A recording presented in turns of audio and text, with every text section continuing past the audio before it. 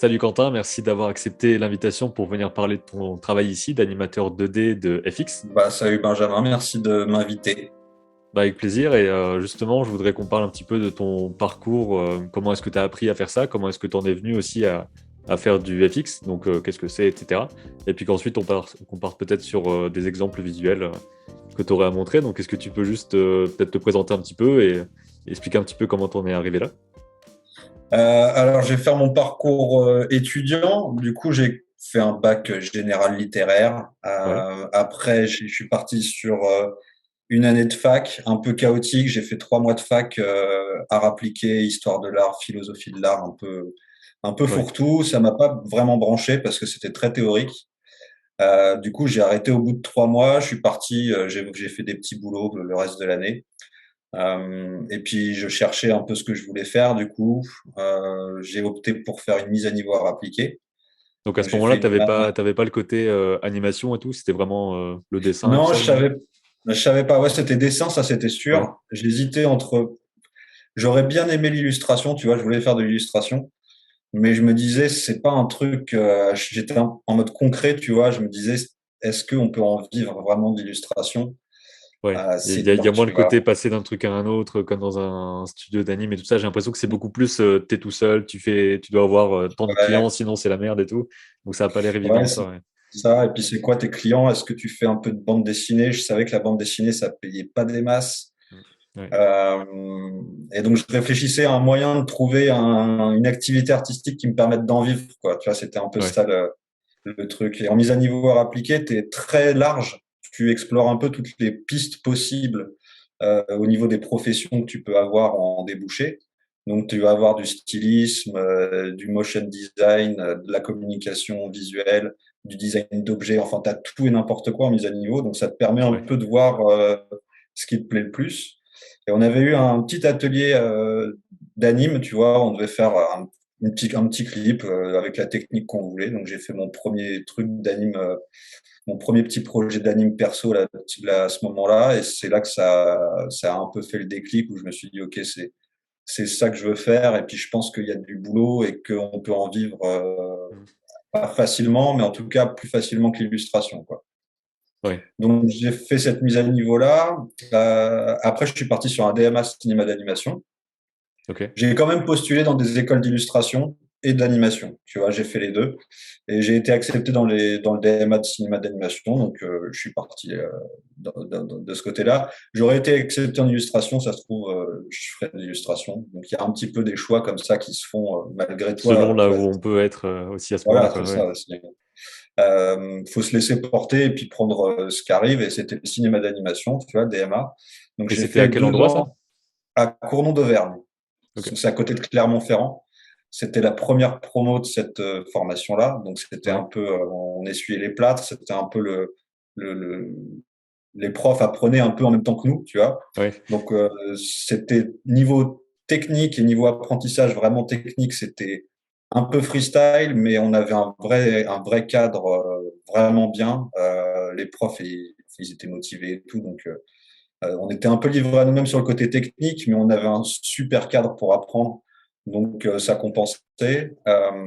Mais du coup, à la fin des 2 ans de cinéma d'animation, de DMA, t'es pas encore prêt vraiment à rentrer dans un studio d'animation. En général, ça tu reste dois quelque faire chose de très large aussi, non? Enfin, tu touches à toutes Ouais, les étapes, je crois. ça reste, c'est centré sur l'anime, mais c'est encore très large et c'est pas axé professionnalisant, tu vois. Mm. C'est expérimental en fait. Donc tu vas faire des trucs avec de la peinture animée, du sable.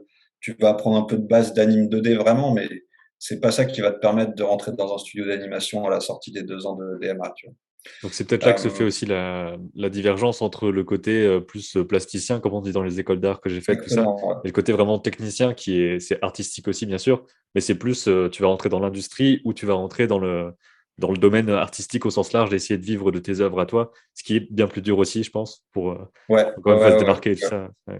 Ouais, exactement. On revient au côté illustrateur qui me faisait un Mm. peu peur de il y a rien qui est garanti, t'as pas, c'est vraiment un côté artistique. Et je préférais m'orienter vers le côté technicien, en fait, où tu sais que tu peux enchaîner d'une prod à l'autre. Et c'est vrai que dans le DMA, il y a eu un peu deux catégories d'étudiants à la fin du DMA. Il y a ceux qui sont partis dans les beaux-arts, art déco, Ouais, et ceux qui sont partis dans des écoles d'anime bien techniques, type MK, Gobelin et tout. Donc, ça fait un peu ce le tri, tri-là, quoi. Ouais. le DMA, voilà, entre ceux qui veulent s'orienter vers un côté un peu technicien et ceux qui veulent s'orienter dans une branche vraiment créative, artistique et tout. Après, il y a l'entre-deux, tu vois, il y a des écoles derrière où tu vas faire un peu, je crois que c'est la Poudrière, où t'es un peu réalisateur, un peu, tu vois, donc tu peux trouver après des écoles qui mixent un peu le côté créatif, Ouais. euh, artistique et technicien. Mais, ouais, voilà, moi j'étais plus dans le truc, je veux apprendre de l'anime et les techniques d'anime pour animer, quoi. Ok. J'ai pas envie d'être forcément réalisateur, faire des courts-métrages indépendants, ce genre de choses. Donc j'ai fini ce DMA là et j'ai tenté les concours du coup aux écoles. Enfin, j'ai tenté l'MK, les Gobelins, j'ai pas tenté, j'ai hésité un petit peu. J'ai tenté l'MK et les MK ils m'ont recalé à la première étape de l'entretien, tu vois. Et Ouais. ça a son importance après ça. C'est que la première année à la sortie de mon DMA, j'ai essayé l'MK, ils m'ont recalé au à l'épreuve de nu. C'est la première étape du concours. Et du coup, je suis parti sur une année sabbatique, en fait, où je suis sorti du Ok. DMA sans rien, pas de bande démo pour trouver un studio, rien du tout, tu vois. Donc, je suis retourné en supermarché, j'ai Ouais. travaillé à Monoprix pendant un an et en me creusant la tête pour savoir ce que je voulais faire et comment j'allais réussir à travailler de mon côté pendant que tous mes potes, ils sont dans des écoles d'anime et tout, ils avancent. Moi, il faut que de mon côté, cette année sabbatique, j'en fasse quelque chose, tu vois. Donc, Ouais, c'est un peu le piège. Tu peux très vite dire, bon, bon, on c'est verra ça. plus tard. Et donc, tu as réussi à te concentrer finalement et à faire des projets perso, tout ça. C'est ça. Bah, en fait, le vrai truc, c'est quand Monoprix ils sont venus me voir en disant, Quentin, si tu veux, on recherche des talents comme toi et si tu veux, on peut te proposer un plan de carrière à Monoprix, tu vois. Ouais. Et là, tu sais, genre, devenir chef de rayon, directeur de magasin, etc. Donc, c'est un peu le C'était côté, très ah oui, bien. d'accord, c'est un vrai truc là, faut que je fasse gaffe. Mais, mais ouais, voilà, c'est ça. Non, donc, je me suis mis vraiment à me motiver de mon côté et à bosser chez moi, tu vois. Et j'ai trouvé une formation en ligne de FX Mhm. pour faire des effets spéciaux d'un ancien animateur de Disney qui s'appelle Adam Phillips. Ok. Et, euh, et du coup, j'ai fait cette formation-là où en fait, il donne des exercices chaque semaine. Tu as un nouvel exercice à faire. Et donc, tu as 52 exercices, c'est comme 52 semaines de l'année. Et donc, c'est une formation en un an. Et en la faisant, en fait, donc, je faisais mes boulots au supermarché la semaine. Le soir et le week-end, je bossais sur mes exos de FX. Et à la fin de l'année, je me suis fait une bande démo avec Ouais. tous mes exos et puis des projets personnels que j'avais fait avec des potes. Et je suis retourné à l'MK à la fin de l'année pour retenter le concours de l'MK. Ouais. Là, j'ai passé toutes les étapes et je suis arrivé à l'oral de l'MK devant le jury et tout. C'est la dernière étape avant d'être accepté. Et ils ont vu mon portfolio que j'avais fait pendant toute cette année sabbatique et ils m'ont dit, mais en fait, t'as pas ta place dans notre école, t'as pas besoin de retourner à l'école, là, t'es prêt pour aller travailler, tu vois. Ah ouais, donc la formation était assez complète pour avoir vraiment le côté complètement pro en fait du métier, Voilà, quoi. et moi j'étais un peu sur le coup, j'étais un peu dégoûté, tu sais, je voulais vraiment aller à l'MK, je voulais faire à l'MK ou une école d'anime, je voulais faire un projet de fin d'études. Ça, c'est Ouais. vraiment un truc que je voulais faire, tu vois, un projet de groupe de fin d'études. Et je pensais que c'était indispensable de faire des stages, tu vois, dans des studios Mm. d'animation. Et je me disais, pour faire un stage, il faut que je sois dans une école. Donc, c'était vraiment les deux trucs que je voulais faire, c'était faire des stages et un projet de fin d'études. Euh, donc, j'ai un peu négocié à l'oral avec eux en disant, non, mais vraiment, je voudrais vraiment venir. Et ils ont vraiment insisté en disant, non, tu vas t'ennuyer, C'est un il truc de faut que fou, tu ailles ça, quand même, bosser. qu'il soit quelque part Bah, c'est assez, bien. Ouais. assez honnête pour dire, bon, ben, en vrai, tu vas juste payer pour rien, tu vois, des trucs comme ça, alors qu'il y en a Voilà, qui te ouais, prendraient ouais. direct, en fait, en te disant, bah, Ah vas-y, ouais, non, c'était donne vraiment les sous, quoi. bien. Sur le coup, j'étais dégoûté, mais ils ont eu 100% raison de me dire ça. C'était vraiment la meilleure chose qu'ils pouvaient me dire, hein. C'était Ouais. d'être honnête comme ça. Après, j'aurais pu quand même, j'avais plein de choses à apprendre, tu vois, c'est sûr. Mais ce qu'ils me disaient, c'est que tu vas apprendre sur place, tu vas apprendre dans les studios, bon, c'est vrai et pas vrai. Tu vois, moi, j'aurais bien aimé apprendre des petites bases de 3D, etc. Et c'est Ouais. vrai que quand tu rentres dans les studios d'animation, t'es lancé dans un rythme professionnel qui fait que c'est difficile d'apprendre des nouvelles choses de ton côté. Ouais.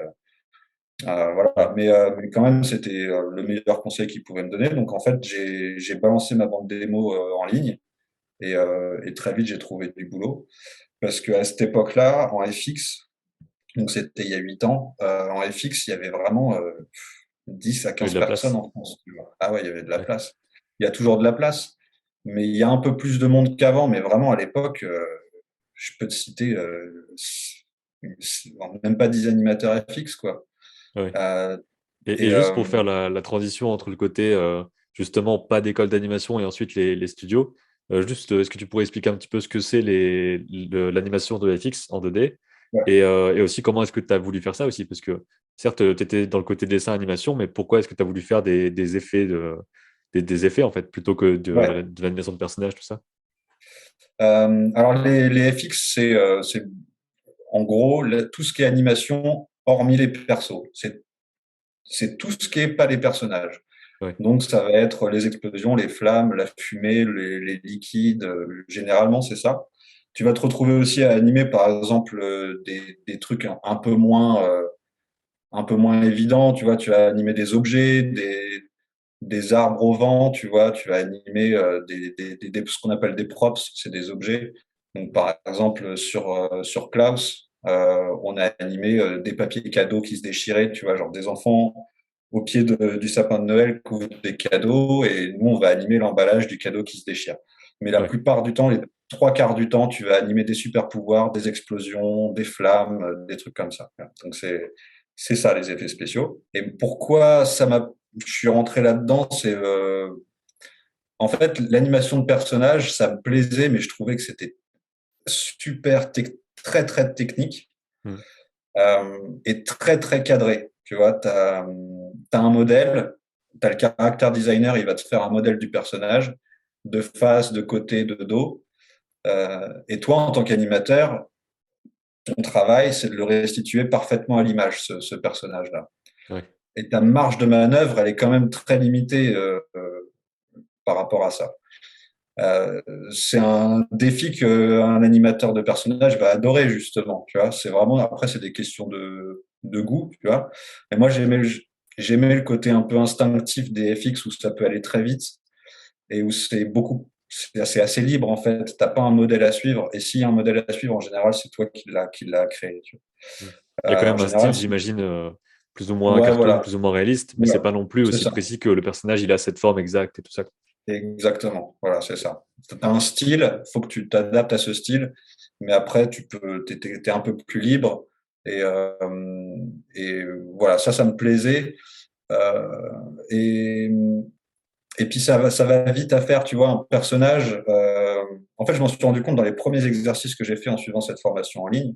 Le premier exercice, c'était de faire des éclairs.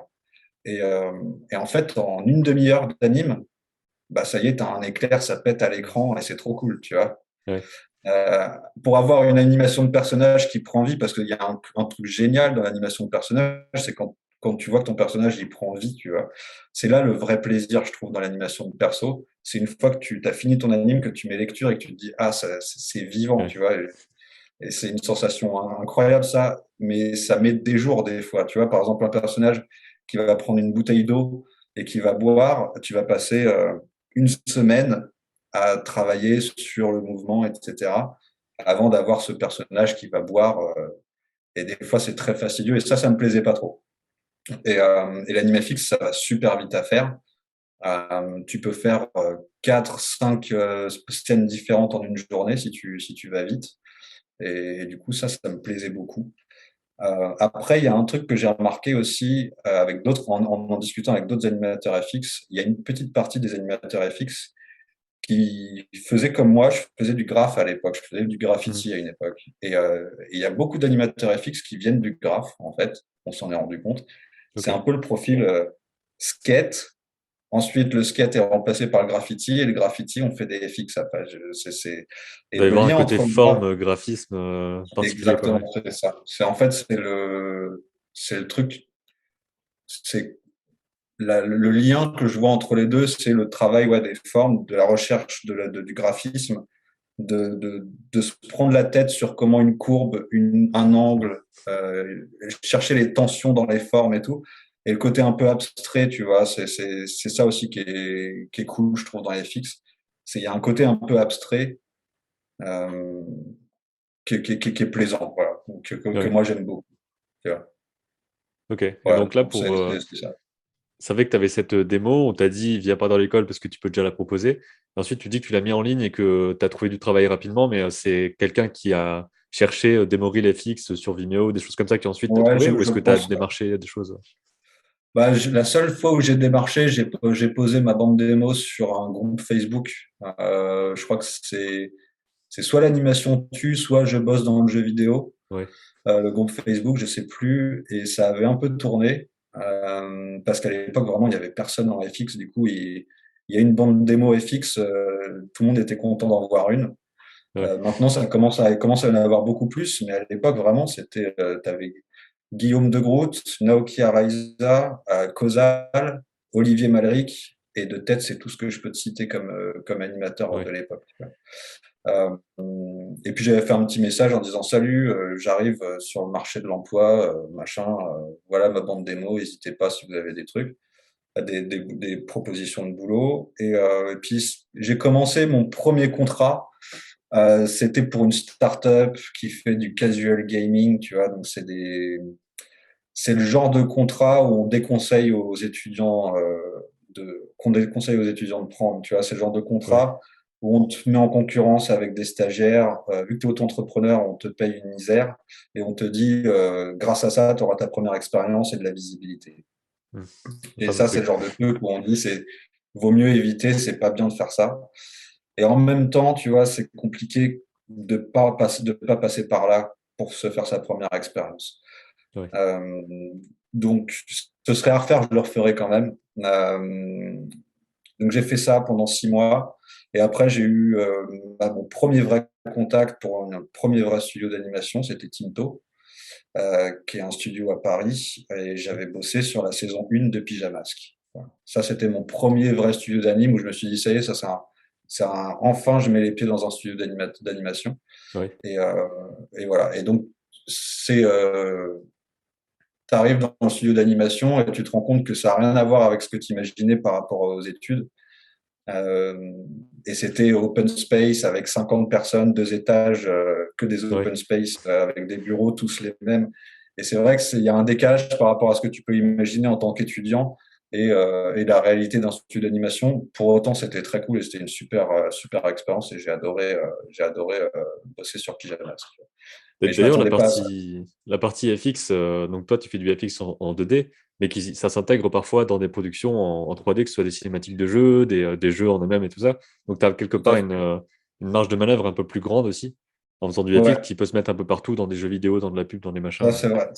C'est un très bon point, c'est ça, c'est que tu as une diversité de projets sur lesquels tu peux bosser, quoi. Alors, j'ai commencé surtout à bosser sur des prods 3D, justement, comme Pyjamasque, où en fait, tu as beaucoup de séries 3D, du dessin du matin, tu sais, les dessins animés du matin en 3D, euh, qui veulent des FX 2D pour dynamiser un peu le rendu final de l'image. Ouais. Euh, et c'est vrai que ça se marie bien, la 3D avec les FX 2D, ça rajoute tout de suite un truc vraiment cool. Et du coup, j'ai fait pendant plusieurs années des prods comme ça, 3D, avec les FX en 2D. Justement, pour rentrer dans ce studio-là, c'était vraiment juste la démo reel, tu as été ensuite pris directement. Et comment ça s'est passé? Est-ce que tu avais, je sais pas comment dire, une sorte de. Est-ce qu'il y a aussi des tests pour les FX, des choses comme ça, dont on a déjà parlé pour la partie personnage dans d'autres vidéos, mais pour les FX, je sais pas trop comment ça marche. Des tests, par exemple, quand tu arrives sur le studio, ils te font faire un test pour savoir s'ils te prennent ou pas. Bah, des choses comme ça, oui. Et puis Ouais. comment ça a démarré aussi, parce que t'as pas forcément des trucs gigantesques à faire en FX. Donc il y a pas le côté on te met pas sur une grosse scène, mais on te met sur un petit truc. Enfin, tu vois, de les FX, c'est quelque part un peu toujours. Il y a des choses plus ou moins complexes, mais je sais pas s'il y a un truc, s'il y a des choses calmes, entre guillemets, en FX à faire. Je sais pas si tu vois ce que je veux dire. Ouais, ouais. Alors, il y a plusieurs types de FX. Euh, Quand tu vas bosser sur de la série, comme Pyjamasque, on va te demander des petits plans. Alors, tu peux avoir des grosses séquences avec des gros FX, mais la plupart du temps, ça va te prendre. Tu vas pouvoir faire 5 plans dans la journée, des fois. Tu vois. Ouais, Euh, Après, quand tu bosses sur des longs métrages, j'avais bossé sur Le Sommet des Dieux, Petit Vampire ou Klaus. Sur ces trois longs métrages-là, des fois, tu vas passer une semaine entière sur un plan parce qu'ils veulent une animation Ouais. léchée et ce Il y a qu'on appelle une recherche de qualité bien plus grande, quoi. Ouais. voilà. Et ce Ok. qu'on va appeler une animation organique, ça veut dire que dans Pyjamasque, tu vois, je vais faire un splash d'eau. Je vais vraiment me contenter de faire l'explosion de l'eau sur le rocher. Dans un long métrage, on va me demander de faire l'explosion de l'eau sur le rocher, mais les gouttes, elles retombent dans l'eau et Ouais. elles génèrent des ondes. Et puis il y a un reflux tu vois. Et donc là, tu vas passer beaucoup de temps à bosser sur la dynamique, le côté organique et que ce soit stylisé, mais que ça se comporte comme la réalité, en fait. Ok. Ce qu'on ne va pas du tout te demander sur une série 3D où l'important c'est que ça tabasse rapidement et qu'on enchaîne avec un vrai rythme rapide, quoi. Tu as commencé uniquement par de la série, c'est ça, de la série 3D. Ouais. Ensuite, il y a eu une transition vers du long métrage. C'était une volonté que tu avais aussi d'aller vers ça ou ça s'est Ouais. fait un peu comme ça? Ben en fait, donc j'ai fait après Timto, j'ai bossé pour Feu Studio 100 Animation Paris, Ouais. qui était un studio qui faisait surtout des séries 3D pour la télé. Je suis resté 2 3 ans dans ce studio qui était peut-être une de mes meilleures expériences professionnelles. Euh, Ok. et, et au bout d'un moment, quand même, j'avais envie d'essayer des nouvelles choses et de quitter un peu la série 3D. Et j'ai été recommandé pour bosser sur Klaus. Donc, ils sont venus me contacter pour bosser chez eux. Je me suis un peu tâté et j'ai fini par me dire que ouais, c'était l'occasion de me lancer sur du long métrage, d'avoir ma première expérience de long métrage. En plus, ils me proposaient d'aller à Madrid et ça me tentait de partir un petit peu voir. Tu vois, Ouais. on a l'occasion de voyager avec ce métier, donc autant y aller. Et, Carrément. du coup, je suis parti à Madrid pour bosser sur Klaus. Ouais. Voilà. Ok. Le principal FX, c'est le vent magique.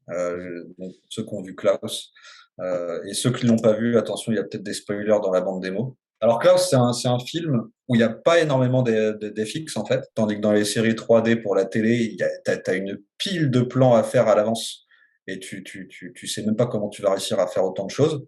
Ouais. Là, il n'y a pas beaucoup de plans. Prenez votre temps pour réfléchir, pour faire des concepts, pour faire plein de propositions. Donc, il y a des plans. On a fait 40 propositions de FX différents, tu vois. Ah oui. Euh, Ok. et il y a des plans où on a passé ouais, 2 semaines sur un plan, tu vois. Donc, tu dis on a passé, etc. Enfin, combien de temps est-ce que ça a duré la partie où tu étais sur la production? Et aussi, quelle était la taille de l'équipe pour les FX? Je suis resté sur la prod, ça a duré 2 ans à peu près. Ouais.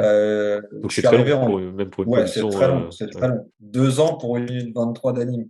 Ouais. Euh, mais d'anime final. Euh, donc c'est particulier, mais maintenant je suis arrivé à un moment où en fait c'est ça que j'aime beaucoup, c'est prendre mon temps sur des plans. Au début, tu vois, ça a changé. Au début, ce que j'adorais dans les FX, c'est le fait de pouvoir enchaîner très rapidement plein de plans, faire de l'anime très vite, etc. Et maintenant, ce que j'aime, c'est prendre mon temps sur des plans et Aller au travailler bout du dans le truc. Ouais. ouais, aller au bout du truc à fond, quoi. Donc je suis arrivé en début de prod. On était deux, il y avait le superviseur et moi juste. Et, euh, et donc, on travaillait sur les concepts principalement. Euh, donc, tout ce qui est vent magique, qui est le FX principal dans le film, c'est le vent magique. Tu as deux, trois petits poufs de neige à droite à gauche dans le film, mais le cœur des FX, c'était le vent magique. Euh, donc, on a travaillé pendant plusieurs mois juste à proposer des concepts.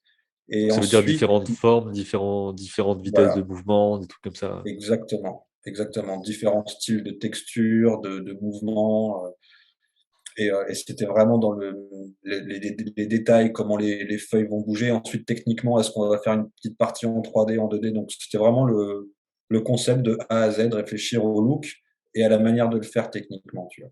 Ouais. Et une fois que la machine de la prod, elle s'est lancée, on était une équipe entre 5 et 10 personnes en fonction des moments de la prod. Ok. Voilà. Et Et sur ça, les autres productions que tu avais faites, c'était moins de monde, plus de monde. Je sais pas du coup quelle alors, est la taille habituelle. Ouais, alors les séries, le travail en série pour les studios qui font des séries pour la télé, en général, t'es maximum 3, tu vois. C'est déjà une bonne équipe. Sur le long métrage, sur Klaus, on était 10 et pour l'instant, j'ai jamais bossé dans une équipe aussi grande que ça, quoi. Ok. Et parce que Mais là, il y a en aussi général, c'est des les. petits départements, ouais. Parce que tu dis qu'il y a pas tellement de FX, mais rien que sur l'image qu'on voit là à l'écran, il y a des flammes, des choses comme ça aussi à Ouais, faire. Donc il y a quand même pas mal de choses, j'imagine, finalement. ouais, il y a pas mal de choses, mais tu vois, vu qu'on a 2 ans et qu'au final, si tu mets tout cumulé, il doit y avoir 5 à 10 minutes d'FX dans le film, tu vois. Ouais. Que là, ça paraît beaucoup sur la bande démo, mais si tu regardes le film de A à Z, il y a très peu de plans avec des FX. Ça, c'est typiquement le genre de plan qu'on faisait sur Klaus, où tu as une première étape full 2D, alors qu'il y a certains trucs qui vont être refaits en 3D. Par exemple, l'enveloppe, elle va être faite en 3D plus tard, Ok. mais on nous demande en 2D, dans les FX, de l'animer, de faire un repère en fait pour que la 3D, ils aient plus qu'à se caler dessus, tu vois. Oui, parce que la Donc 2D, c'est aussi plus rapide, quoi qu'il en soit, j'imagine, voilà, c'est ça. à faire, Pour quoi. faire des propositions rapidement, c'est plus rapide en 2D qu'en 3D des fois. Et donc on a fait cette première version en 2D, une première passe assez rough pour voir les. Là, par exemple, sur ce plan, on a proposé une dizaine de mouvements différents de l'enveloppe, de trajectoires, etc. Tu vois. C'est vrai qu'on s'en rend pas compte, Juste mais il y pour. a tellement de possibilités, quoi. Ça peut partir dans n'importe quel sens. Ouais, Comment est-ce que ça roule avec le vent et tout. Quand on le voit, on se dit exactement. oui, c'est comme ça. Mais il y a tellement de recherches, on s'en rend pas compte du tout, quoi, C'est ça. quand on voit le film. Et ensuite, tu as une deuxième étape où on peaufine et ensuite ça part au clean. Enfin, au clean, ça part au compositing parce que sur Klaus, le vent magique,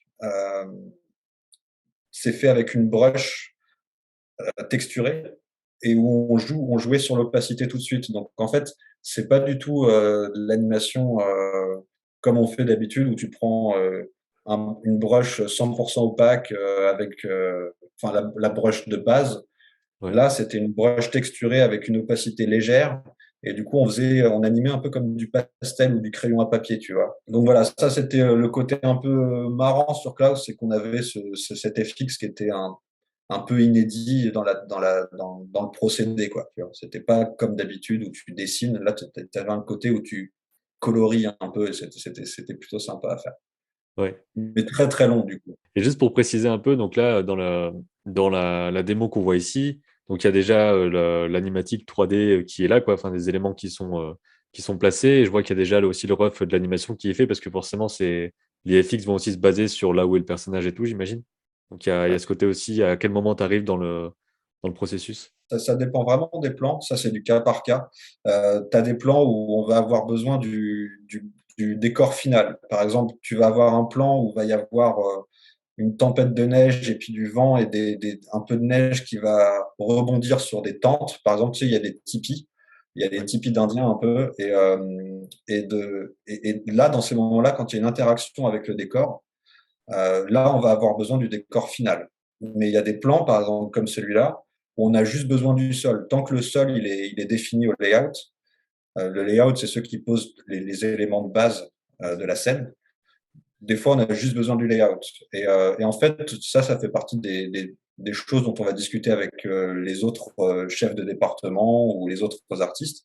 Savoir plan par plan à quel moment on peut le commencer. Et c'est vraiment sur un long métrage, c'est du cas par cas. Sur de la série, il y a tellement un souci d'efficacité et que la machine elle soit bien huilée, Ouais. etc., que c'est toujours le même procédé. Sur une série, tu vas toujours attaquer à tel moment. Donc ça dépend des séries. Des fois au layout ça suffit, des fois il faut le décor final, mais dépend vraiment d'une série à l'autre. Sur un long métrage, c'est vraiment du cas par cas en fonction des plans. Oui, globalement, le long métrage a une demande de perfection presque qui est bien plus poussée. C'est pour ça que enfin, on sent vraiment la différence de qualité normalement dans un long métrage par rapport aux autres parce qu'il Voilà, y a un soin particulier qui est mis sur chaque détail et tout ça. Ce qu'on n'a pas le temps de faire en série où c'est littéralement un peu l'usine, quoi. C'est aussi pour ça qu'il y a des techniques d'animation qui sont privilégiées ouais, pour la série, qui sont plus du cut-out, des poupées, enfin des puppets, tout ça, qui fait que c'est tu ça. peux, tu peux enchaîner les trucs, alors qu'au long métrage, tu peux plus faire du tradi et tout, parce que tu as plus le temps Ouais. avec un budget plus conséquent aussi. quand c'est à C'est l'époque. ça. Mais ça dépend vraiment des animateurs. Il y a des animateurs qui vont justement préférer le côté ça va vite, on enchaîne, et passer une semaine sur un plan, quel enfer, tu vois. Et ça dépend vraiment des animateurs. Ou il y a les deux, comme tu dis, toi au début, tu étais plus Il y a les on deux. enchaîne et maintenant tu vas plus te poser. Peut-être qu'après tu voudras faire 10 productions Exactement. Ouais. plus rapides. Enfin, Ouais, il y a ouais, le choix, ouais. quoi. Ouais. Et un Ouais, truc que ouais. je voulais préciser aussi, c'est quand on parle de FX ici, donc en 2D, par exemple, on voyait dans le plan que Klaus était avec aussi des vêtements qui étaient animés directement par l'animateur, parce qu'en 2D, ça se fait comme ça. Alors qu'en 3D, il y a la partie FX qui est aussi les vêtements, les cheveux, toute la partie physique, qui est Ouais. pas, enfin, il n'y a pas les mêmes termes non plus en 2D et en 3D là-dessus, quoi. Non. En 2D, ça c'est un truc qui se fait rarement. Ça se fait un petit peu, mais ça reste quand même très rare de devoir animer des vêtements, des cheveux. Le fur, par exemple, en 3D, tout ce qui est fourrure et tout, c'est dans le département FX. Ouais. En 2D, non. En 2D, c'est quand même très rare qu'on ait à animer des vêtements. Ça se faisait avant. À une époque, Mais ça a c'était l'air les beaucoup moins animateurs. pratique que la 3D, parce que la Ouais, 3D, tu rajoutes une couche par-dessus et tout, alors que là, ben, c'est un peu évident que la personne qui fait l'anime 2D va se charger de ce ouais, truc-là. Je savais pas que ouais. ça se faisait à l'époque de diviser ça. Bah, à une époque, les animateurs FX, ils faisaient, c'est moins le cas maintenant, mais ils faisaient aussi tout le light and shadow. Tu sais, dès qu'il y avait de l'éclairage, c'était eux qui le faisaient, etc. Et maintenant, tout ça, ça se fait moins, quoi. Et donc, j'ai vu que tu as été amené aussi à travailler sur du jeu vidéo. Donc là, enfin, comment ça s'est passé pour arriver dans la production de tel ou tel jeu? Et surtout, est-ce que tu as senti une différence particulière entre la production jeu vidéo, la production de série, la production long, en termes de travail et tout? Alors, le jeu vidéo, moi, quand j'ai bossé pour du jeu vidéo, c'est pour les cinématiques en général du Ah jeu oui, vidéo. ok. Donc ça Le reste du, film, ça reste du film, donc, quelque part. Ouais. ouais, voilà, Ok. ça reste comme du film. Ouais, ouais. Mais j'ai cette petite expérience dans les expériences parce que j'ai quand même cette expérience avec le casual gaming, là, ma première expérience pro, où en fait, c'était vraiment des jeux de plateforme où tu avais un petit perso et puis il fallait créer des sprites, des séquences Ouais. PNG qui allaient être mises, c'est pas du temps réel, mais tu vois, quand le joueur il appuie sur une touche, le FX il apparaît. Et ça me branchait pas parce qu'en fait, il y a un souci d'optimisation tout le temps, en fait. Chaque chose que tu fais, chaque animation que tu fais, il faut que tout soit optimisé au maximum, la taille, le nombre de pixels, enfin tout ça. Et du coup, Ouais. ça peut être un défi qui va plaire à certains animateurs. Moi, ça me plaisait pas parce que c'était des contraintes, c'était que des contraintes tout le temps, quoi. Et, euh, et même la manière de rendre tes séquences, il faut que les dessins ils soient superposés. Enfin, c'est assez bizarre. Ouais. Et ça m'a pas vraiment branché, quoi. Ok, je vois. Et donc pour la partie arrivée sur les cinématiques de jeu, c'est pareil, on t'a trouvé en tant Ouais, qu'animateur. Enfin, t'as jamais eu vraiment besoin d'aller chercher avec non, des annonces et tout, j'ai l'impression, vu que tu te dis qu'il n'y avait pas beaucoup de monde et que dès que ton nom ressort, bah, tu deviens un peu la personne qui comprend, quoi, de ce que je comprends. non. Ouais, c'est ça. J'ai postulé, vraiment postulé pour un job une seule fois. Euh, C'était au tout début, avant que j'ai cette proposition de casual gaming là. C'était pour Tout en haut du monde. C'est la seule fois où j'ai postulé, mais j'avais pas de banque démo, j'avais rien. Enfin voilà. Ouais, Depuis, et puis surtout après Klaus, en fait, je suis revenu après Klaus et toute l'équipe de Klaus, on a tous les studios, on choisit un peu, on a cette chance de pouvoir choisir dans quel studio on bosse et on peut choisir sur quel projet on bosse. Et du coup, j'ai bossé ensuite après Klaus. Donc j'ai fait Petit Vampire. J'ai fait quelques longs métrages après Klaus. J'ai fait Petit Vampire et Le Sommet des Dieux. Et j'ai eu envie de changer, d'arrêter le long métrage et de partir sur des projets plus courts. Ça m'avait fatigué un petit peu de rester un an sur le même projet à faire tout le temps la même chose. ouais, Du coup, je suis parti pour bosser chez The Line. Et The Line, ils font plein de petits projets où tu vas bosser pendant un mois ou deux maximum sur un projet et tu passes sur un autre projet qui est pas mal différent en plus en termes de style. Et c'est là où j'ai bossé sur du jeu vidéo et chez Unity Image aussi, où j'avais bossé sur League of Legends. Donc c'était presque pendant un an, j'ai fait plein de petits contrats pour plein de jeux vidéo, de cinématiques de jeux vidéo différents. Et, ouais. euh, et c'est souvent des trailers qui envoient où il y a besoin de plein d'effets et tout. Donc en tant qu'animateur FX, c'est le genre de taf de rêve, quoi. Ok. Parce que le côté vraiment on vient te chercher pour avoir du boulot, tout ça, je préfère quand même préciser que genre, ça arrive pas forcément tout le temps. C'est dans certains parcours, ça arrive, mais qu'en même temps, ça a l'air quand même assez global que une fois que ton nom est sorti une première fois, donc Ouais, c'est la première fois qui est difficile en fait. C'est ça que je veux dire, c'est ouais, qu'on va pas venir te chercher tout de suite, c'est forcément, ça. alors que toi, on est venu te chercher assez rapidement. Mais une fois que ton nom est dans un truc, là, je pense que ça se débloque et ensuite, machin te connaît, te dit ça. Enfin, Ouais, c'est un truc, un peu un engrenage qui se met en route. Ouais. J'imagine que tu as ressenti ouais. le truc aussi, hein.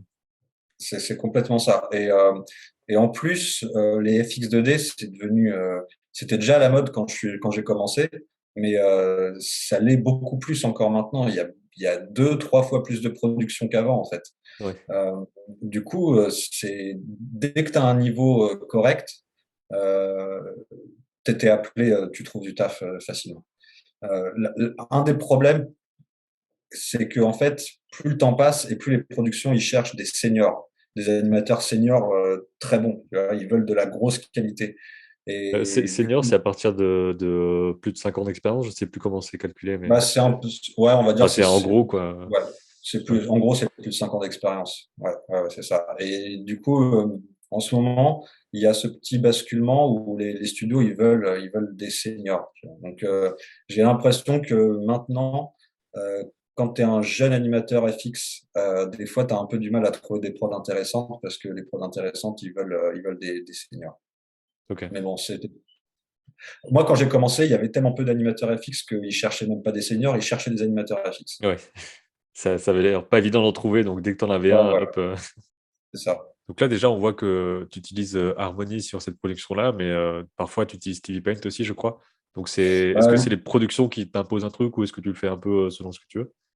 Alors, il y a certaines productions qui t'imposent un logiciel, euh, mais la plupart du temps, ça reste Toon. Ça reste Toon Harmony le plus utilisé. Sur D'accord. Petit Vampire, on était sur TV Paint. Moi, j'ai tendance à préférer Toon parce que c'est.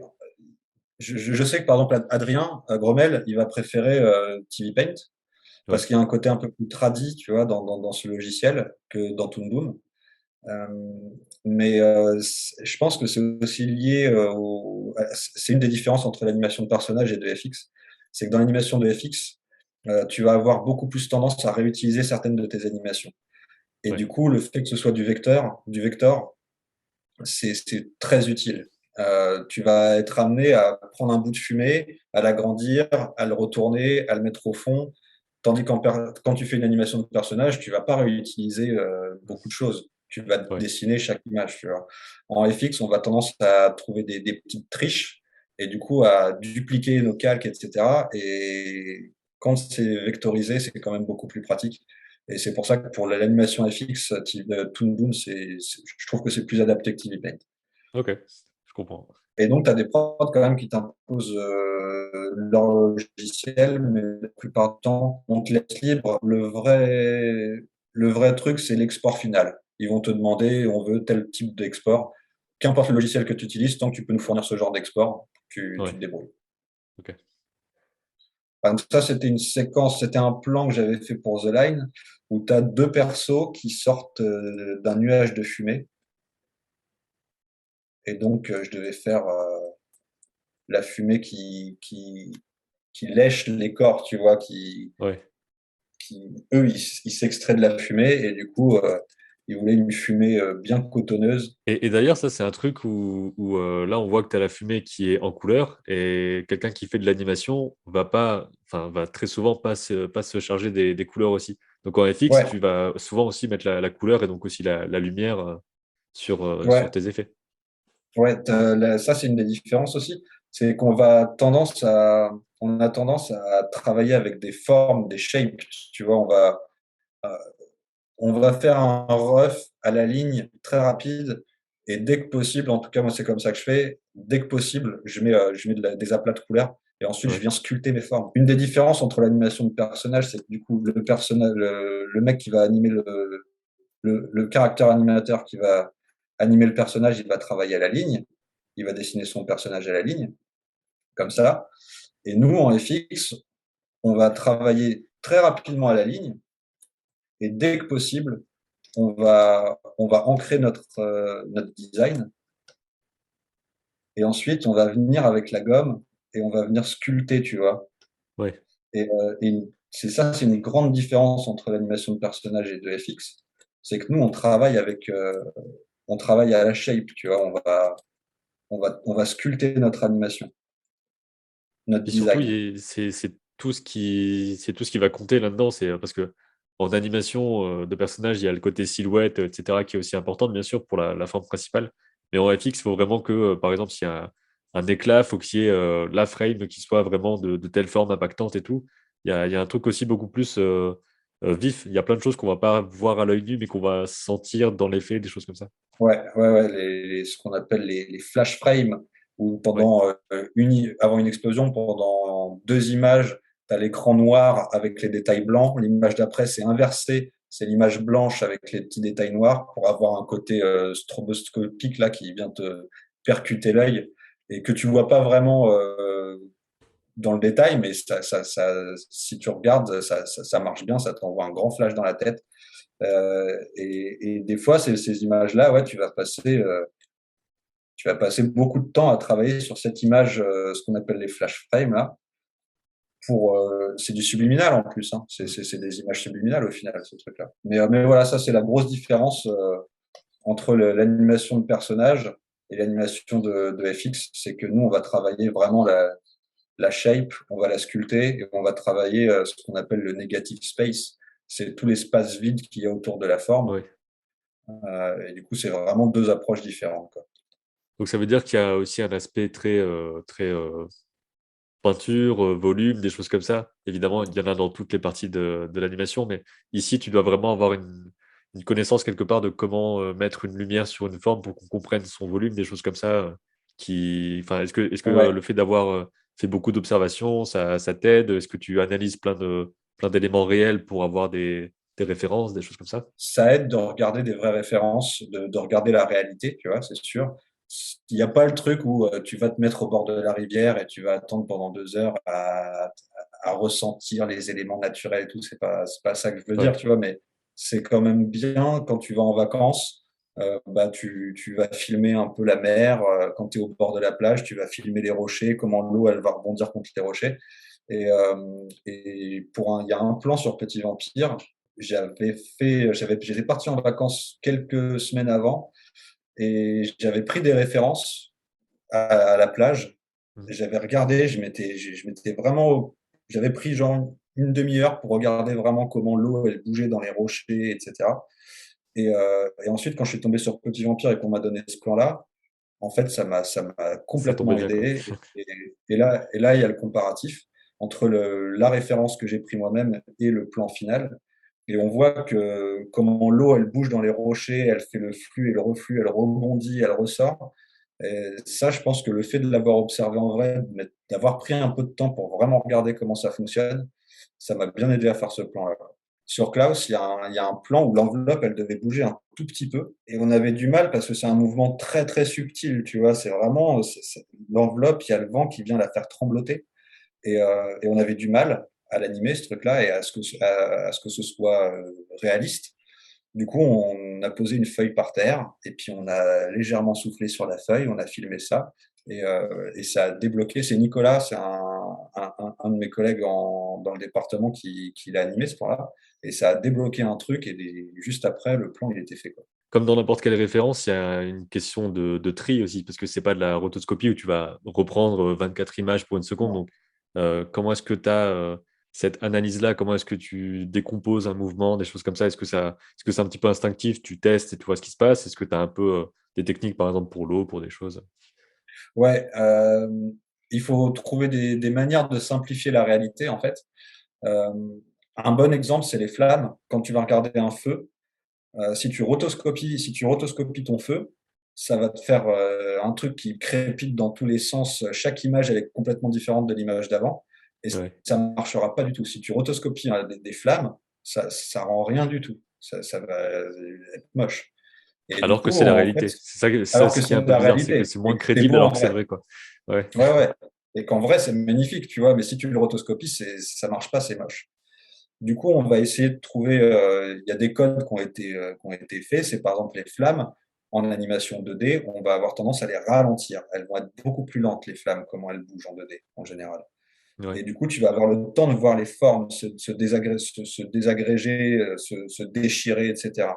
Et, on va vraiment prendre le temps pour faire ça. On va ralentir, on va rajouter un côté un peu géométrique, euh, avec beaucoup moins d'angles, beaucoup moins de motifs. On va styliser le plus possible. Et moi, ce que je vois, par exemple, ce que je fais souvent, j'essaye de voir ça un peu comme de la 3D. Je vais imaginer des particules. Par exemple, il y a une torche. Pour moi, c'est un émetteur de particules, tu vois. Ouais.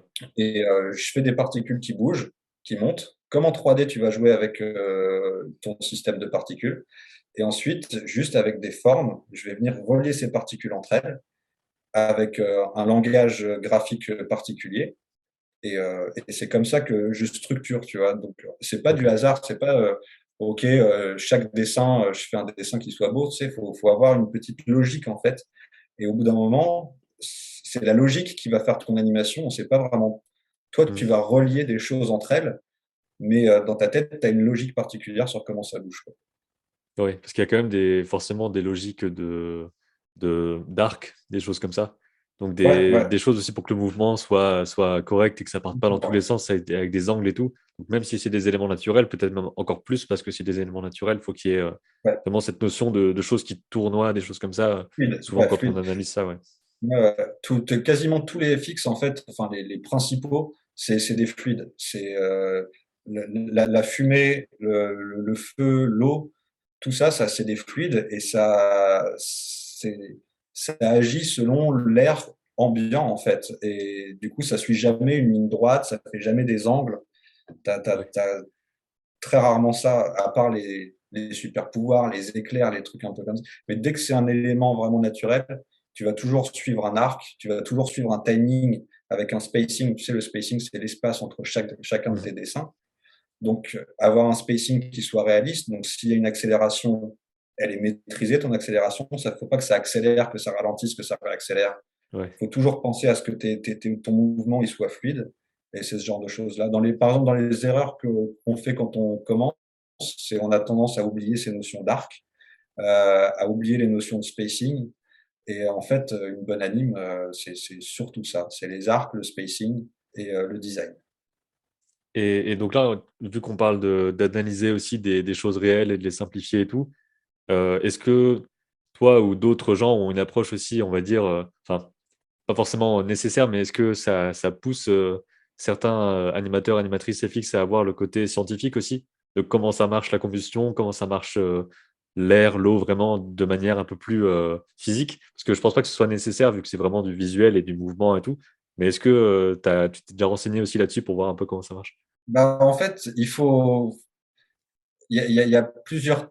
J'ai remarqué un problème des fois, c'est certains animateurs qui se focus beaucoup trop là-dessus en fait. Ouais. Sur OK, dans la réalité, ça se passe comme ça parce qu'il y a tel truc qui fait tel truc et que du coup scientifiquement il y a Mm. et en fait du coup il se focus là-dessus et en fait il y a un entre-deux à avoir. Tu vois, c'est faut que ce soit cohérent et que ça soit crédible par rapport à la réalité, mais il faut prendre des libertés par rapport à la science, en fait, tu vois. Ouais. Euh, par exemple, le feu, là, je suis en train de faire un tutoriel sur le feu et je travaille là-dessus, sur comment expliquer les bases un peu physiques sans pour autant rentrer dans le détail Ouais. qui n'est pas important. Et juste ce qui est important, par exemple, pour le feu, c'est savoir que l'air chaud monte et que l'air chaud va pousser le feu, tu vois. Et c'est ça qui va faire que le feu va monter et qui va créer des, des trous. Et ça, c'est vraiment la base. Tu vois, il y a juste besoin de savoir ça. Il n'y a pas besoin de savoir dans le détail euh, beaucoup plus que ça. Mais il faut pas l'ignorer, quoi. Il faut pas ignorer les bases physiques, mais pour autant, il faut pas se concentrer que là-dessus, quoi. Ouais. Oui, parce que comme tu disais avant, enfin, il y a des notions de vitesse et tout qui font qu'en animation, on peut pas avoir autant d'informations que dans Ouais. une vidéo, Et puis, quoi. ce qu'on veut à la fin, c'est que le plan il soit stylé. Donc, Mm. si ça suit pas réellement exactement ce que la science et la physique fait, on s'en fiche tant que c'est stylé, quoi. Ouais, ouais. maintenant qu'on a parlé un petit peu des productions, de comment est-ce que ça fonctionne et tout, comment est-ce que tu travailles un petit peu au quotidien? Est-ce que tu es amené à travailler dans les studios directement? Est-ce qu'il y a du télétravail? Est-ce que tu es en freelance sur certains trucs? Comment est-ce que tu marches par rapport à tout ça?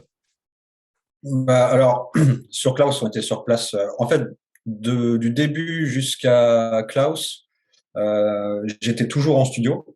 Oui, Donc, sur place avec les équipes, les réalisateurs, les directeurs artistiques, etc. Et ensuite, bah, il y a eu le Covid. Ça a pas mal joué là-dessus et tout le monde s'est mis à faire du freelance. oui, Ça a été mon cas. Ça fait 2 ans que je fais du freelance. Maintenant, les studios, ils se remettent petit à petit à reprendre les équipes sur place. Et donc là, je vais retourner en Espagne. Je retourne chez Spa, justement, à Madrid, ok, pour bosser au studio. Et donc, le travail en freelance, en fait, je me fais le même rythme que dans un studio d'animation. C'est que je commence à 10 heures, je finis à 18 heures, 19 heures. ok. Je me fais 1 heure déj, 1 heure de pause déj, et je garde le même rythme parce que sinon, je sais pas, j'aime bien avoir ce rythme-là. Donc, pour tout ce qui est réunion, etc., être sur le même rythme qu'eux, c'est bien, quoi. Ouais. Donc là tu parles d'être freelance en opposition au fait qu'il y a le Covid, du coup il n'y a plus la partie en studio. Mais en discutant avec d'autres personnes dans l'industrie et tout ça, il y a aussi des studios qui ont décidé de faire du télétravail. Donc tu restes intermittent ou Ouais. employé, ce qui est très rare en France, mais tu restes chez toi avec le même statut. Donc toi, Ouais. tu n'as pas eu ce truc-là, c'est vraiment indépendant direct avec ton entreprise et tout. Si, sur Petit Vampire, j'étais chez moi, à distance, mais intermittent du spectacle. Ok. Mais vu que je bosse presque que pour des studios étrangers maintenant, ils n'ont pas le système d'intermittent du spectacle. Ouais. Donc, je suis freelance pour eux. Ok. Et en termes d'avantages, d'inconvénients d'un truc et d'un autre, est-ce que tu as un petit peu un témoignage là-dessus? Parce que je sais que de ce que je comprends, le côté travailler pour de la pub, par exemple en freelance, ça rapporte bien plus apparemment que travailler pour une production longue. Mais à ce moment-là, c'est aussi des trucs, des projets très courts et il faut trouver autre chose derrière et tout ça. Enfin, comment tu vois ce truc-là? Bah, c'est vrai que le freelance, ça rapporte plus. Moi, je m'y retrouve plus financièrement à travailler en freelance. Ouais, L'inconvénient, c'est que t'as pas de chômage. Donc, si tu veux prendre des vacances, bah, c'est avec tes propres sous. ouais, T'as pas les congés spectacles que t'as quand t'es intermittent du spectacle. Donc, en fait, ça s'équilibre un peu, quoi. mm, C'est que intermittent du spectacle, il y a quand même beaucoup d'avantages. T'as le chômage et t'as les congés spectacles qui sont en fait un 13e mois, ok, euh, que t'as pas du tout en freelance. Mais en freelance, tu peux avoir des tarifs qui sont quand même plus élevés. Tu peux bosser pour des pays comme le Canada ou les États-Unis, par exemple, qui ont des grilles tarifaires qui sont plus élevées. mhm, Euh, et du coup, tu es mieux payé. Mais ça s'équilibre. Je pense que tu es quand même. Moi, je me retrouve mieux financièrement à travailler en freelance. En studio, le tarif minimum, c'était 120, je crois, 120 euros au jour en intermittent du spectacle quand j'ai ouais, commencé. Très vite, tu passes à 140. Et en fait, chaque prod, tu vas gratter 5 euros de plus, 10 euros de plus. Mais en fait, c'est des tarifs jour. Donc, si rien que récupérer 5 euros le jour, 5 euros le jour de plus, à la fin du mois, je crois que ça te fait 100 ou 200 euros en plus, tu Ouais, vois. Et en 150 euros fait, de plus, quoi. à chaque prod, tu augmentes. Et même si c'est que 5 euros, eh ben, à la fin, c'est quand même des bonnes augmentations, tu vois. Mm. Euh, donc voilà, tu commences à 120, tu arrives vite à 140. Et après, en studio, j'ai l'impression que le plafond, le vrai plafond, c'est 200 euros jour en intermittent du spectacle. Ouais. Après, j'ai l'impression que pour arriver sur des sommes au-dessus, genre 250, faut vraiment être superviseur et être sur une prod qui a du budget, quoi. Ouais. Là, on parle dans les studios, on te donne ça en net ou c'est un brut dont on parle? Parce que moi, c'est le côté brut dans le tarif jour C'est que je brut. disais. Ok, C'est ouais. brut, ouais. C'est brut intermittent. Ok. Donc, avec les avantages que l'intermittence a aussi à côté. Après, c'est Voilà, à c'est chacun de ça. voir aussi là où tu veux te placer et tout ça. Et puis, comme on le voit avec toi et avec d'autres, tu peux très bien avoir les deux, en fait. Et dès que tu n'as pas de production en intermittence, bah, hop, tu es en freelance. Tu fais des C'est trucs à ça. droite à gauche. C'est pas limité, normalement. Après, ça peut être un peu compliqué à gérer au niveau comptabilité. Tu vois, quand tu alternes freelance, intermittent, en plus, j'ai des revenus sur Gumroad Ouais. tu vois, tu te retrouves à vite être un peu perdu, à devoir faire de la compta, à tenir tes carnets à jour et tout. Et ensuite, à savoir est-ce que tu peux prendre, parce qu'en plus, tu as le chômage de ton intermittence, donc tu te retrouves à avoir, ok, j'ai fait 6 mois en intermittent, j'ai le droit à un peu de chômage, mais j'ai envie, là, j'ai une mission freelance qui tombe sur une période où je suis en train de prendre du chômage, donc il faut que je coupe mon chômage, etc. Ah oui. Et c'est assez, des fois, tu te retrouves à te faire des nœuds au cerveau. Et maintenant, j'ai décidé d'arrêter de mélanger tous ces statuts-là et de me dire, OK, cette année, je suis en freelance, cette année, je suis intermittent, cette année-là, je suis salarié. Et là, je vais aller en Espagne. Et en Espagne, c'est salariat normal, tu vois. Ce que je vais faire là, c'est du salariat comme n'importe quel autre métier en Espagne. Ok. Il n'y a pas de statut intermittent ou quoi, c'est t'es salarié, quoi. Voilà. Donc c'est archi simple. Et en plus, c'est des prélèvements à la source, donc t'as pas d'impôt à déclarer ou quoi. En Espagne, c'est archi simple, quoi. Tu reçois tes sous, c'est tes sous. Et voilà. Ouais. Et c'est Ok, fini. trop bien. Donc voilà, Et ça là, tu c'est parles pas un mal. petit peu du côté, le fait que tu avais des tutoriels sur Gumroad. Donc ça, j'ai vu que tu en as déjà fait sur l'eau, justement, dont on a parlé avant, et tu as dit Ouais, que tu en faisais un sur le feu en ce moment. ouais, Je crois que c'est que en anglais sur Gumroad, c'est ça? Tu fais c'est tout en ça. anglais? Ouais, Ok. Donc ouais, je l'ai fait j'imagine que en c'est un anglais. plus large public aussi. Et Gumroad aussi, Ouais, c'est assez anglophone. Je pense pas que ce soit très connu et très utilisé en français. Je crois pas. bah, en France, il y a Dimo que tu as eu sur Ouais, ta chaîne qui fait ça et qui fait ça très bien. Du coup, je pense que c'est bien qu'on, tu vois, moi, la plupart des gens qui m'ont demandé de faire des tutoriels, c'est des gens qui parlent anglais. C'est ouais, pas des gens qui parlent français. Et donc, moi, ouais, c'est vrai que ma cible, en fait, les gens qui veulent apprendre, pour moi, c'est presque que des gens qui parlent anglais. Il y a un peu de français, mais eux, ils peuvent, en général, comprendre mes tutoriels en anglais parce que j'ai un anglais, tu vois, ouais. À la française, quoi, comme moi. qui est facile à la française, Ouais. donc qui est facile à comprendre pour nous. Et, euh, et donc voilà, j'ai décidé de partir sur de l'anglais assez simple parce que j'ai pas un niveau incroyable et je pense que tout le monde peut comprendre à peu près, quoi. Oui, et puis il y a le Ça doit côté être limite être plus documentation visuelle difficile. aussi, hein. Ouais. Pardon? Il y a le côté aussi, enfin, c'est documentation visuelle, quoi. On voit des, j'imagine, des schémas, C'est des ça. formes, des trucs. On peut comprendre déjà comme ça Ouais. aussi, quoi. Ouais, ouais.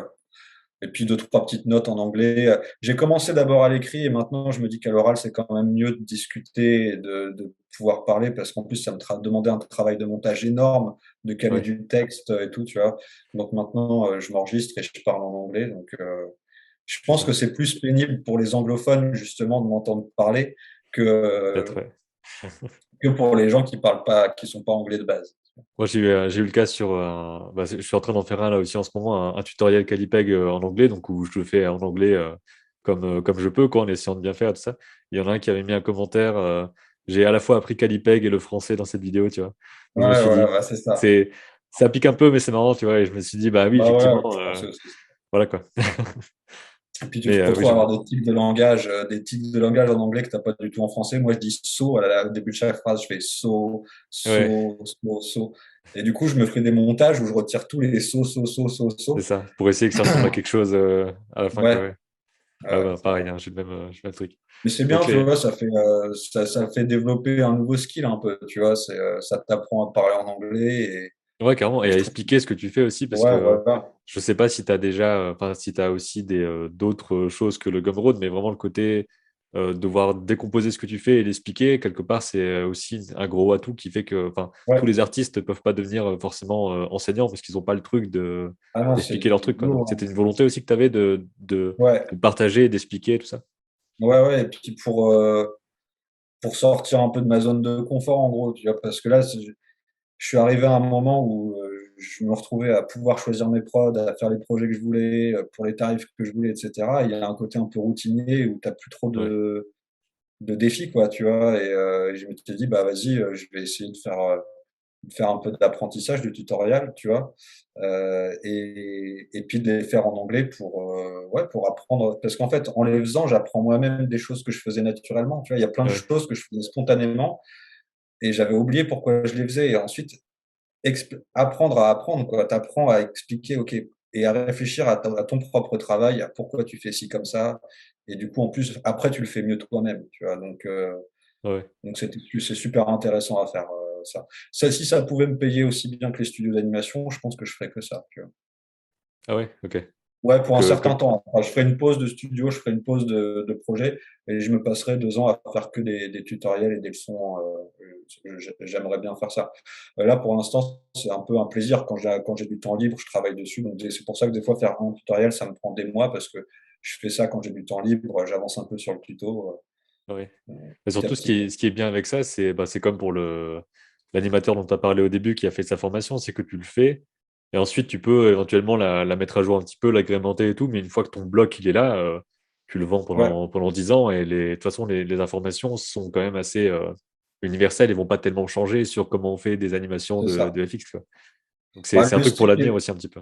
le style, il évolue un petit peu. Tu vois, par exemple, les tutoriels que moi j'ai fait que j'ai suivi quand j'ai commencé ma formation au début là, dont je parlais tout à l'heure, c'est vrai que niveau style graphique, c'est plus trop à jour, tu vois. Ouais. Et même sur les techniques d'animation, c'est un peu l'époque entre le papier et le digital. Et tu vois que cet animateur-là, il est un peu entre ces deux eaux-là, tu vois. Et, euh, et je pense que mes tutoriels, là, ils vont être à jour pendant 10, peut-être 20 ans. Mais je pense que dans 20 ans, il y aura plein de trucs qui auront changé, tu vois.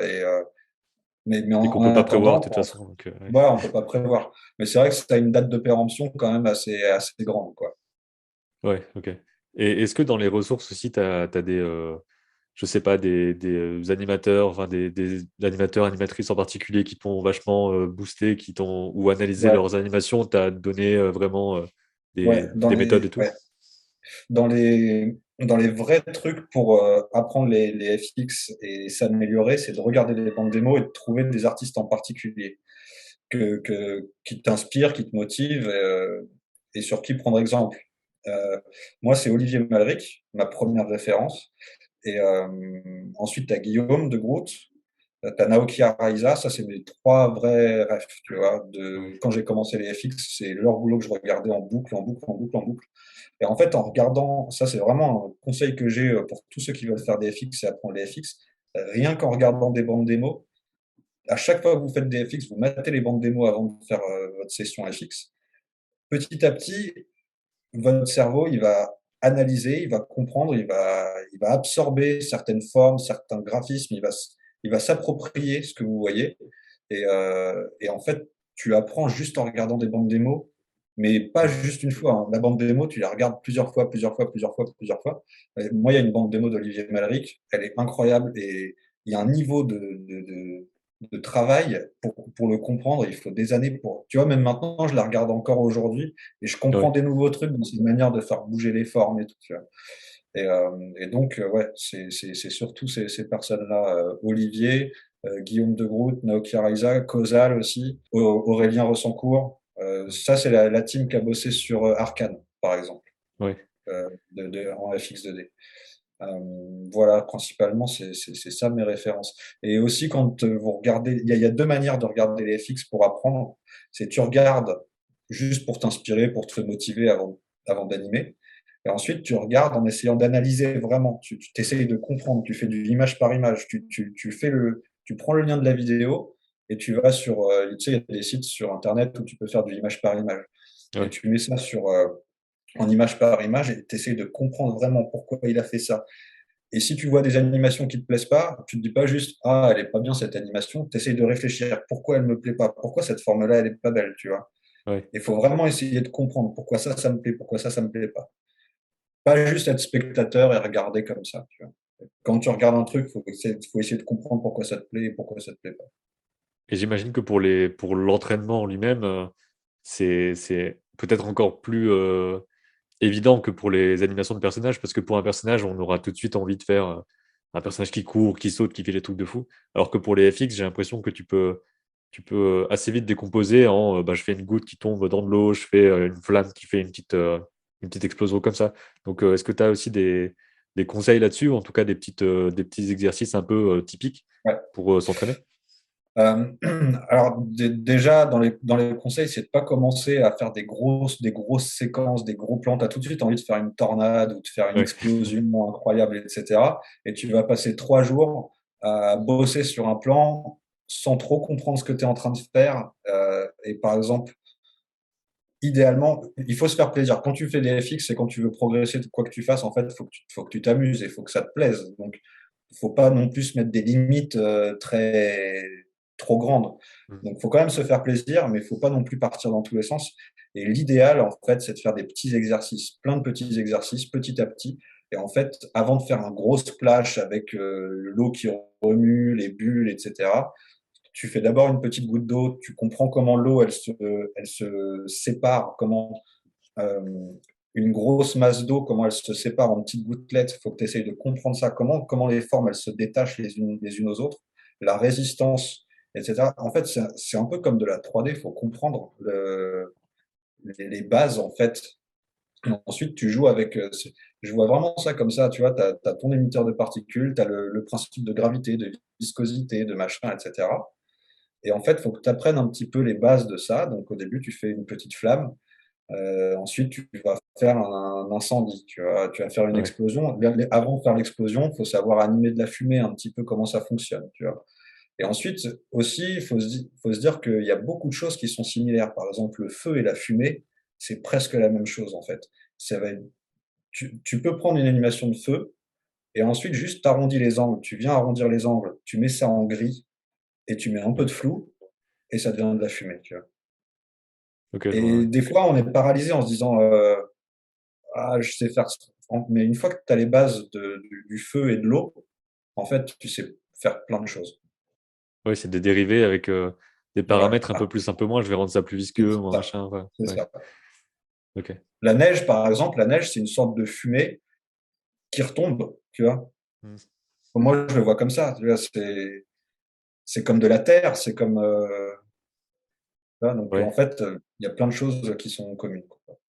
Et surtout, en termes d'exercice, il peut y avoir des tonnes de trucs. On peut à la fois faire tomber des choses, exploser des choses, peut-être taper des choses les unes contre les autres, avoir je sais pas, juste Voilà. un éclat de balle sur le sol qui fait tel et tel truc où il y a un petit peu de fumée, un petit peu de terre qui part et tout. Enfin, c'est Ouais. vraiment infini. Et donc, des fois, on Ouais, peut se ouais. dire qu'on ne sait pas quoi faire, mais il y a tellement de trucs. On C'est peut en ça. choisir un, essayer, même si on n'est pas sûr, quoi. Exactement. Et puis, c'est se lancer parce qu'il y en a plein, ils m'envoient des messages, comment je commence, etc. Puis je leur donne plein de conseils. Alors, tu regardes des bandes démos, tu fais des choses simples, etc. Oui, mais comment je commence? Ben, en fait, il y a un moment, il faut juste y aller, quoi. Il y a Ouais. un moment, il faut juste fais, ouvre ton truc, ouvre ton logiciel et puis fais une flamme, tu vois. Mais comment je commence? Ben, tu commences Tu fais en un faisant premier le premier trait, tu vois dessin ce de qui se la passe. flamme, tu vois. Et puis tu vas te planter, ta première animation, elle sera pas belle, elle sera brouillonne, mais c'est normal, quoi. Les premières animations, elles sont pas bien. Ouais. Et puis petit à petit, tu t'améliores et ça devient bien. Et il faut régulièrement en faire. Euh, faut pratiquer énormément, s'entraîner. C'est comme de la musique. C'est vraiment comme de la musique. Donc en fait, on peut prendre le même principe que la formation que tu as faite toi, en fait, mais sans forcément prendre celle-ci, mais de se dire, OK, un exercice par semaine, comment est-ce que je peux avoir Ouais. plein de dérivés et tout ça? Et après, tu essayes ton truc, quoi. Est-ce Et que tu comme avais de la des... musique, tu commences par les gammes et puis petit à Ouais, petit, tu pourras improviser, quoi. c'est ça. Et est-ce que tu avais des retours sur la formation? Est-ce que c'est un truc où tu avais une sorte d'interaction aussi avec les personnes qui la faisaient? Et est-ce que tu fais ça, toi, avec les gens qui ont tes tutos, ou c'est juste, tu as la vidéo et puis voilà? Bah là, alors là, pour la formation que moi j'ai fait, Adam Phillips, qui est le prof, en gros, il proposait ça, de faire des échanges avec les élèves. Moi, Ouais. j'ai pas profité de ça, je l'ai pas fait, parce il mettait les solutions, tout était très bien expliqué en fait. Donc Mm. ça, ça, ça aussi, c'est un conseil que j'ai, c'est essayer de se corriger soi-même. C'est bien d'avoir les avis des autres, tu vois, ce qu'ils ils vont avoir comme opinion, mais souvent les gens autour de toi, ils vont dire, ah, c'est super, c'est trop bien, tu vois. Ouais, Et, ou alors ils sauront pas dire qu'est-ce qui cloche ou des choses comme ça. Ils vont te voilà. dire là, il y a un truc qui va pas, mais ils sauront pas forcément dire quoi s'ils connaissent pas le truc, quoi. Et c'est bien d'avoir un peu d'apprendre à avoir de l'autocritique sur son travail sans pour autant dire ah, c'est nul ce que je fais, etc. C'est vraiment regarder et puis essayer d'être neutre face à ton animation. De regarder, de trouver toi-même tes erreurs, ça fait partie de comment tu deviens un bon animateur, c'est pouvoir te corriger toi-même, quoi. Si tu dépends forcément des autres pour avoir un retour ou d'un professeur, c'est bien hein, d'avoir un prof qui te fait des retours, mais faut pas finir son animation et puis lui Et envoyer. attendre, Tu vois, quoi, ouais. tu finis ton animation, tu essaies de te corriger une fois, deux fois, trois fois toi-même, et ensuite tu lui envoies. Euh, donc moi, je l'ai pas trop fait avec ça, avec lui. Et par contre, les gens sur Gumroad, au début, j'ai proposé ça. J'ai dit aux gens, si vous prenez mes tutoriels, envoyez-moi vos animes, je vous fais des corrections. En Mhm. fait, ça me prend trop de temps. Ouais. J'ai reçu beaucoup trop de. Je pensais que ça allait aller vite de faire des corrections, mais en fait, pour faire des corrections, des bonnes corrections, il faut prendre le temps de faire un chat avec l'élève, etc. Et je peux pas le faire avec plusieurs centaines de personnes, ça a mieux marché que ce que je pensais. Ouais. Au début, je pensais que j'allais avoir une dizaine de personnes et tout, et en fait, je me retrouve avec c'est des dizaines et centaines, quoi. Donc, je peux pas faire de vraies corrections adaptées aux gens. Mais je peux avoir des petits échanges sur Insta, tu vois, par exemple. Mhm. J'envoie quelques lignes, mais j'ai arrêté de faire des corrections où je récupère l'animation et je fais des notes, etc. Ça, je peux pas. J'ai pas le Oui, temps. puis je crois que tu as partagé aussi des choses sur. Enfin, je crois que tu avais fait quelques stories, je crois, où tu expliquais des choses et tout ça. Ouais, Enfin, aussi, je pense que c'est aussi comment dire, un amalgame de tous les trucs que tu as vus, que tu as reçus. Tu t'es dit, OK, il y a telle erreur, on va en parler une fois ouais, ici. Et ensuite, le truc reste dans le temps c'est ça. pour parler de ça, C'est quoi. ça. Ouais. Et je remarque qu'il y a quand même beaucoup de, enfin beaucoup, il y a quand même des gens enfin des jeunes qui vont malgré tout me poser des questions par rapport à ce que j'ai déjà écrit en story, tu vois, et qui sont Ouais, vraiment paralysés. Ils sont comme paralysés pour se jeter. Et moi, quand tu es en skate, tu vois, et que tu descends pour la première fois une rampe de skate, il y a un moment, il faut juste y aller, tu vois. Tu pourras ouais. avoir tous les conseils de tes potes sur comment il faut que tu mettes ton poids en avant, etc. Et à un moment, en fait, il faut que tu descendes, tu vois. Je pense qu'on a fait un bon tour de plein de choses Ouais, là sur le métier. C'est vrai que dans l'absolu, on pourrait faire d'autres vidéos sur, par exemple, bah, justement, un exemple de FX que tu ferais, etc. Je pense on pourrait faire ça peut-être une autre fois. On verra comment ça se passe avec cette vidéo-là et puis on verra si les gens plaisir. veulent voir ça. Donc, ils le disent en commentaire s'ils veulent Avec plaisir. un truc comme ça. Parce qu'il y a des choses à faire justement dans le côté un peu plus concret de la chose. Mais là, je pense qu'on a pas mal de Ouais. ressources. Tu as donné des noms de personnes, ils ont de quoi aller regarder. Je mettrai ton Gumroad aussi en description, histoire qu'ils puissent aller regarder Merci tout ça, bien. ton Instagram et tout. Il y a déjà des conseils, c'est vrai, pas mal aussi sur ton Insta. Et ensuite, je pense qu'une fois qu'on est sur ton Insta, on arrive sur d'autres aussi assez vite. Il suffit de taper aussi des trucs FX animation et tout. Et on peut vraiment se faire une sorte de bulle de FX. Quand on ira sur Instagram, ensuite, on n'aura que des trucs de FX partout. Et là, Ouais. tu peux pas ne pas être inspiré une fois que tu as vraiment ton cocon de gens qui font des trucs de fou. Après, tu as forcément envie de le faire, quoi. Et ben voilà, c'est ça. Faut s'abonner à tous les mecs qui font des FX, s'abonner au hashtag FX2D sur Instagram, et puis se lancer pour ceux qui veulent faire ça. Il y a énormément de boulot. On recherche énormément d'animateurs FX. Il y a du boulot dans ce secteur-là. Et puis voilà. Ouais, bah, merci encore pour avoir partagé tout ça. Et puis, bah, on fera peut-être d'autres trucs. Et voilà, je pense que ça va Ouais, aider ouais, les gens. on Donc, pourra c'est se cool. faire par exemple un petit FX de flamme, un petit splash ensemble rapidement pour voir un petit peu les bases de comment on anime des choses simples et puis petit à petit rajouter un peu de complexité et partir sur des trucs plus impressionnants et qui Ouais, tabassent. carrément.